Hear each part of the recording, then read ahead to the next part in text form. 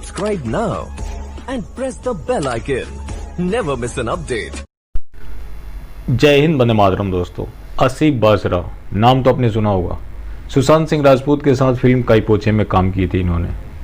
इनके बारे में खबर आ रही है कि इन्होंने पहले कुत्ते को घुमाया, उसके बाद कुत्ते की बेल्ट से मकलोडगंज में इन्होंने एक कैफ़े के पास सुसाइड कर लिया, लेकिन इनके पास कोई सुसाइड नोट नहीं था। ठीक ऐसे ही बताने की कोशिश की जा रही है जैसा सुशांत सिंह राजपूत के बारे में कहा गया था कि उन्होंने पहले जूस पी फिर सुसाइड कर लिया। मतलब कमाल का तर्क है।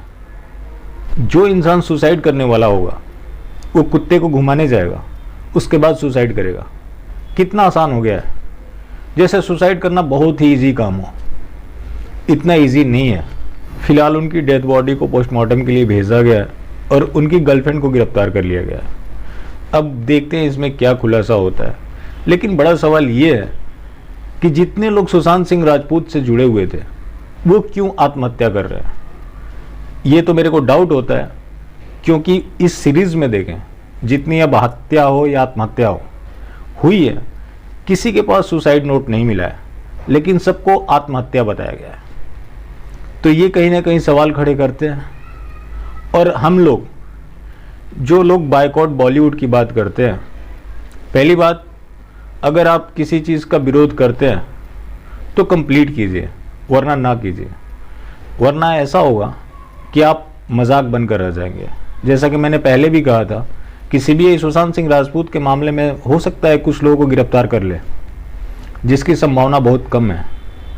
जो सुशांत सिंह राजपूत का मामला है, अगर किसी गरीब आदमी से जुड़ा होता तो वो अब तक हिरासत में होता और उसकी सज़ा भी हो गई होती। लेकिन ये मामला इतने हाई प्रोफाइल लोगों से जुड़ा हुआ है कि सीबीआई अब तक ये नहीं बता पाई कि ये सुसाइड था या मर्डर था।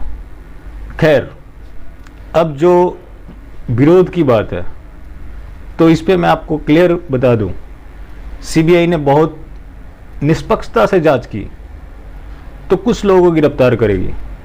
अगर आप इस गंदगी को दूर करना चाहते हैं और ट्रू सुशांत सिंह राजपूत के फैन हैं तो आपको बायकॉट करना ही पड़ेगा। और लोग भूलते जा रहे हैं, उसी का तो परिणाम है।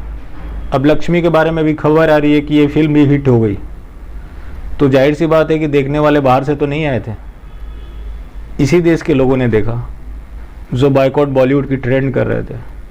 क्या हम ये मान लेते हैं कि हमने ट्रेंड कर दिया, 2-4 लाइनें लिख दी, हमारी रिस्पॉन्सिबिलिटी पूरी हो गई? तो यकीन माने, अगर आपको उनके पीछे ही जाना है तो बायकॉट के लिए भी अपना टाइम ना ख़राब करें, क्योंकि इससे आप तो मजाक बनते ही बनते हैं, लोग भी मजाक बनते हैं।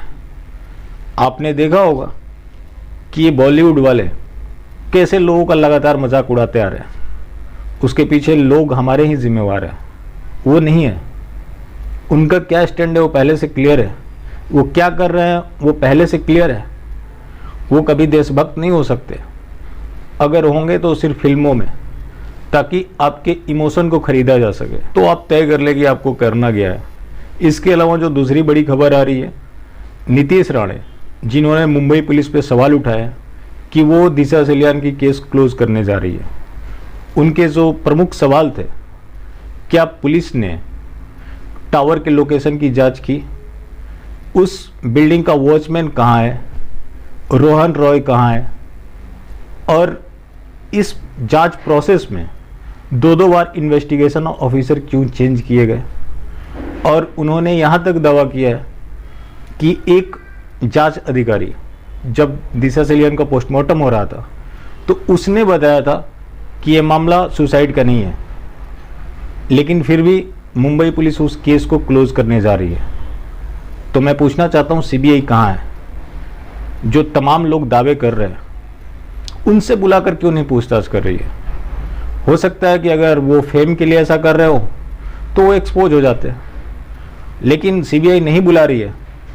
इसका मतलब सीबीआई के इंटेंशन पे भी सवाल खड़े होते हैं। सुप्रीम कोर्ट ने तो एक पर्सनल लिबर्टी का मामला देख लिया, लेकिन इस पूरे देश की लिबर्टी की बात आती है, वहाँ कोई दूसरे ऐसे संस्थान नहीं है जो देश के लोगों के साथ खड़े हो। तो ये अपने आप में एक बड़ा सवाल है। बाकी फिर मिलते हैं किसी और अपडेट के साथ। जय हिंद।